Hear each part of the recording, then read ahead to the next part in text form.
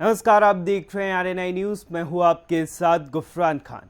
महंगाई को लेकर दुनिया के ज्यादातर देश चिंतित नजर आ रहे हैं। इस बीच अमेरिका के राष्ट्रपति जो बाइडेन ने कहा उनके देश में मंदी का दौर नहीं आने वाला है। उन्होंने कहा, मेरे विचार में हम अभी मंदी के दौर में नहीं जा रहे हैं। अमेरिका में बेरोजगारी दर सबसे कम है, यहां सिर्फ 3.6% है। हम अभी भी खुद को निवेश करने वाले लोगों के साथ पाते हैं। तो चलिए बात करते हैं सभी मुद्दों पर।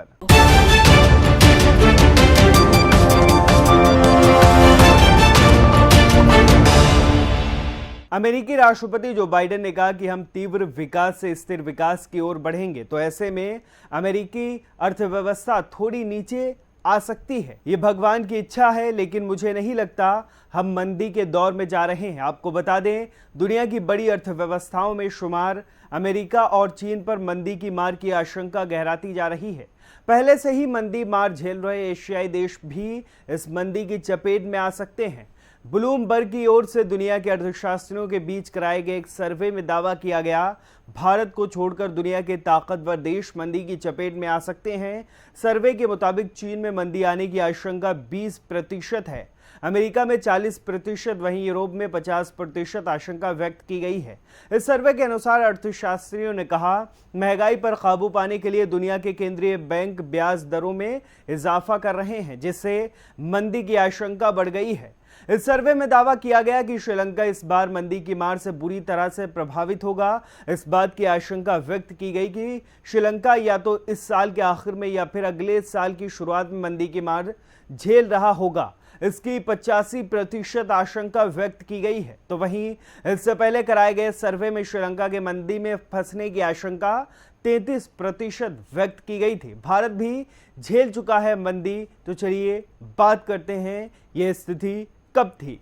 भारत के संदर्भ में बात करें तो आजादी के बाद हमारे देश पर अब तक 2 बार मंदी की मार पड़ी है। भारत ने पहली बार भयानक आर्थिक संकट का सामना किया 1991 में। उस समय भारत की स्थिति की सही तस्वीर समझने के लिए अभी के श्रीलंका का उदाहरण देख सकते हैं। 1991 में आए संकट के कारण आंतरिक थे। उस समय भारत के पास इतनी ही विदेशी मुद्रा बची थी कि महज 3 सप्ताह के आयात के खर्चे भरे जा सकते थे। भारत कर्जों की किस्तें चुकाने में असफल हो रहा था। देश का सोना बिक रहा था। हालांकि तब नरसिम्हा राव की सरकार ने आर्थिक उदारीकरण जैसे बड़े कदम उठाकर देश को संकट से बाहर निकाला था। दूसरी बार 2008 में भारत को इस मोर्चे पर चुनौतियों का सामना करना पड़ा। उस समय संकट के लिए बाहरी फैक्टर जिम्मेदार थे। तब भारत में आर्थिक मंदी तो नहीं आई थी, लेकिन अमेरिका समेत अन्य देशों के संकट से भारत अछूता नहीं रह पाया था। मौजूदा संकट की बात करें तो भारत के ऊपर मंदी का सीधा जोखिम नहीं है। हालांकि अमेरिका, यूरोप और चीन जैसे अर्थव्यवस्थाओं का मंदी में फंसना लगभग तय लग रहा है। यह ऐसे समय हुआ जब ग्लोबल सप्लाई चेन के ऊपर रूस यूक्रेन जंग का बुरा असर पड़ रहा है। एनालिस्ट इस हालत को ग्रेट डिप्रेशन के समय की स्थितियों से देख रहे हैं।